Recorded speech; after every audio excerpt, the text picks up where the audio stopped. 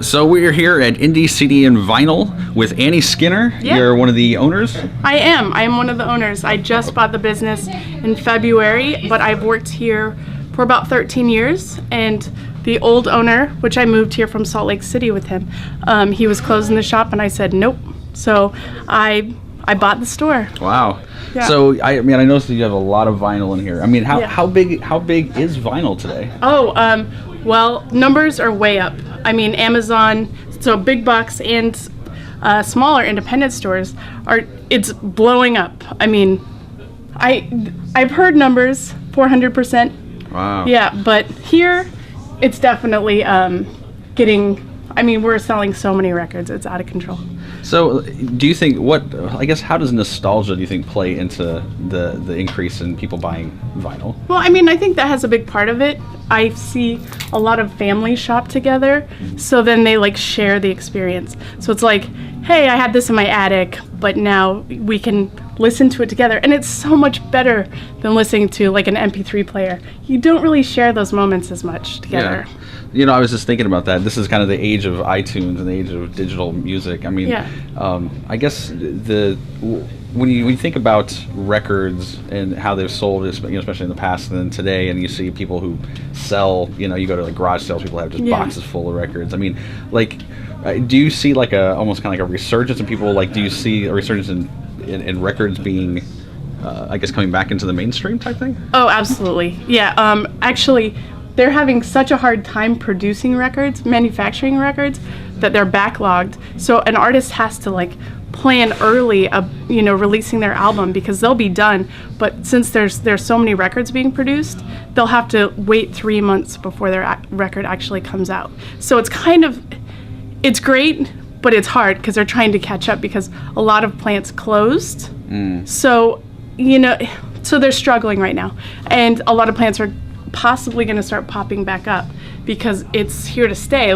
It's never gone away. That's kind of something that people believe, but it didn't actually. Records never went away. As you can see, we're fully stocked. We have been for the last, since the store's been open 13 years ago. Sure. I've seen, DJs, Yeah. buying new records, and they take some of the newer songs, they mix them together and live and things like that. That's pretty Right. cool. It's interesting because I was wondering, as to what degree, if they were still really making records. And as we were walking in, we saw a Marvel Guardians of the Galaxy, close to my own heart there, being a big superhero geek. So, yeah, that's pretty cool. I might have to... And that gives me something to put on my Christmas wish list, so it's pretty awesome. Well, and it's really cool. With soundtracks, they're doing a lot of great, reproductions of old soundtracks. There's a label called Death Waltz, where they're doing something special about the release. It's not just about putting it out on vinyl. They're putting them out on crazy colors. We actually just got a Godzilla that's the Japanese version that's on gray vinyl, and it not only appeals to people who go to the movie, it appeals to record collectors because there's something special about it. A lot of these companies are really taking time and making conceptually well thought out pieces. So, and they're very limited a lot of times. So that also adds to why people want it, which is great because then it's not something that's going to sit on the shelf forever. It's you get I only got one. I could have ordered 50 and only gotten one. So it's something really special.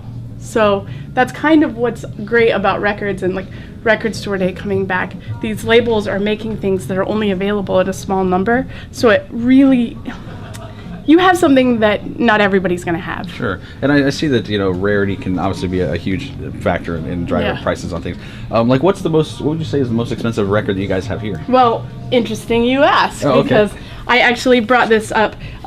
We recently got this Jazzy Kazzy Soul City, and it's known as Naptown. This is a record from Indianapolis, which is a lot of times what we look for, because those records, people from England want these, any of the old soul for Northern soul stuff. Okay. So they didn't have access to these, but occasionally we do. And so a lady brought this in. She actually brought 3 of these in, which is unheard of because normally you'll never see one.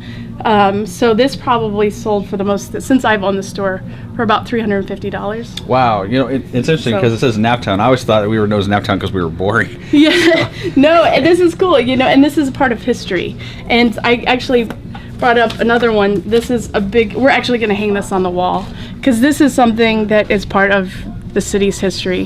The Funky 16 Corners, I mean, this is, we never see this. And it came in the store, so luckily for this interview, came in the store this last Friday. Perfect timing. Yeah, and it was meant to be.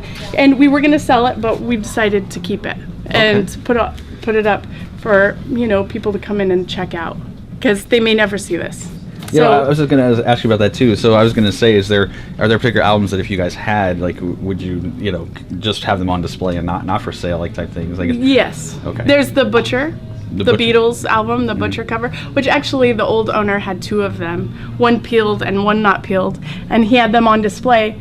And a lot of parents would bring their kids in and show them that because it was like part of an education and like passing down the history. That was really cool.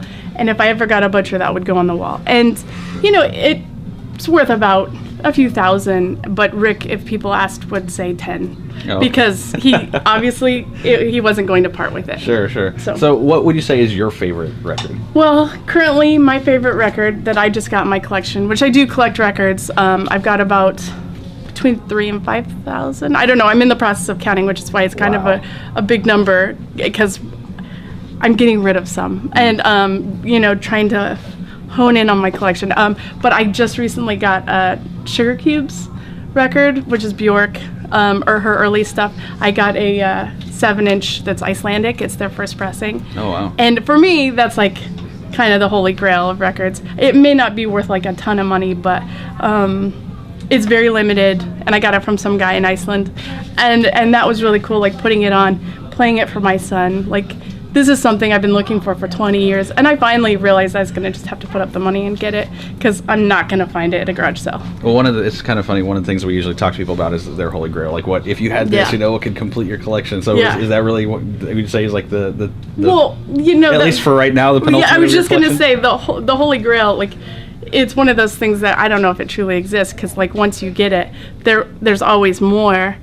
And that's the fun of being a collector, you know? And actually, my husband and I, when we went through our record collection, his friend was like, you know, you have that many records. You're never going to listen to those. And I had to explain to him, like, sometimes, you know, I get to listen to music all day. My record collection at home is very different. It's like things that are special to me that I may not even necessarily listen to.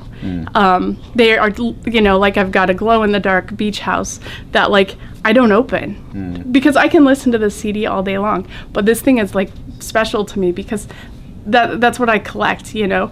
So it may seem weird to some people that, like, you know, I don't open every record, but...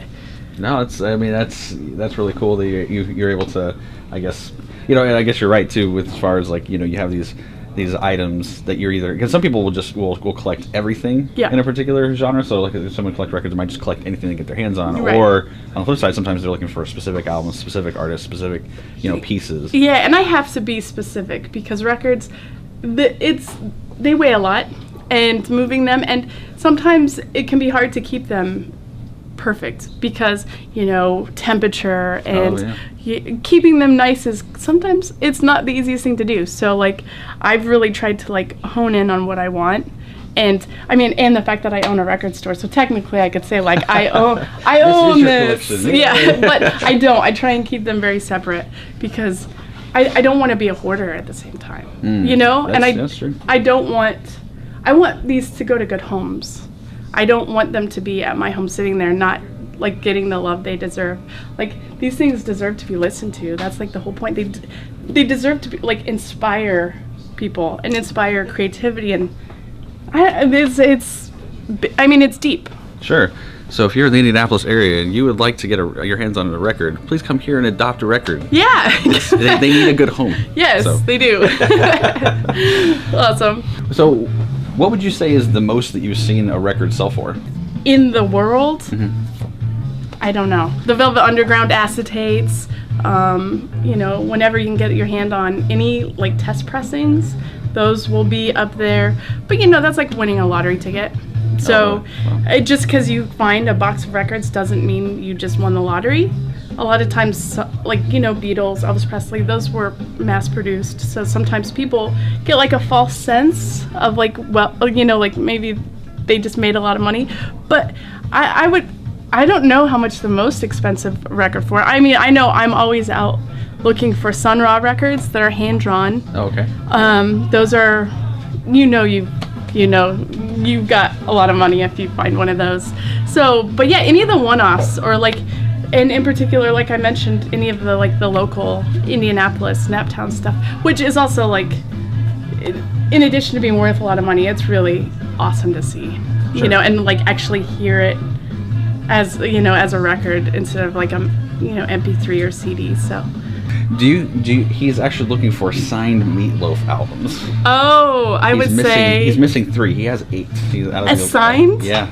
Wow, I would say Discogs possibly, Discogs. or eBay. That's Yeah, like he's been finding stuff on eBay, which is funny because he actually found one signed to someone with his name, but it wasn't him. it was really meant to funny. be. Yeah, I know, right? Yeah, I mean, we don't see too many. Occasionally, we see signed albums come through, but that's not. We're not really as into like museum pieces. Sure. We're into records that we can turn over pretty fast. So so our Saturday regulars, Sunday regulars can come in and find new stuff. But Do you ever have like local artists come in who have albums and they come in and like do signings or do like promotion all things? the time. Actually, we do a monthly with Musical Family Tree, and they curate and have local bands once a month. It's the second Saturday of the month. We also today are starting a Kids Day. Okay. And then we have local bands all the time. We actually have had some big name bands too, like Death Cab for Cutie, and okay. and we have a stage here, so we try and we really like the idea of keeping music in Broad Ripple, Sure. especially all ages, because that's as a promoter, there aren't very many places for us to put shows. So it's great, even if it is a 21 and up show at the Vogue, to come here before and see them at. We've had Flogging Molly, and it was great. It was wow. packed with kids. And so I'm big on the family environment. Yeah, for those of you who don't know, Broad Ripple is a huge music part of town. It's concerts galore out here, and it's very artistic. And it's waning a little. So, and so we want to kind of bring that back because the Vogue is such a great asset to the community here. Sure. So we work hand in hand with those guys and, sponsor a lot of their shows. And it's just such a great asset to have in this neighborhood. Awesome. Well, I thank you for just taking some time here and chatting with us about the music industry and just the albums and just I guess how they can mean so much to people and just what it kind of brings back to the music industry. It's My really pleasure. cool to see that it is coming back. Yeah. And I'm coming back to get some records. Yeah, so. and make sure you put Record Store Day on your calendar. It's in April. It's a really big day. They have tons of exclusive things and the records they make are very special most of the time, and they're only available on that day. And we'll have a line down the street all day, and we usually have bands play, and it's cool. It's about the vinyl, and that's what Record Store Day has really helped bring people back into the stores, and it's a good time. Do you guys have a website? We people do. go to? What is that? www.indiecdandvinyl.com. All right. Well, awesome. Well, Yeah. Thanks for chatting with us, Andy. My pleasure. It's awesome. Like I said, check out Indie CD and Vinyl, and thanks a lot. Cool. Thanks. You too.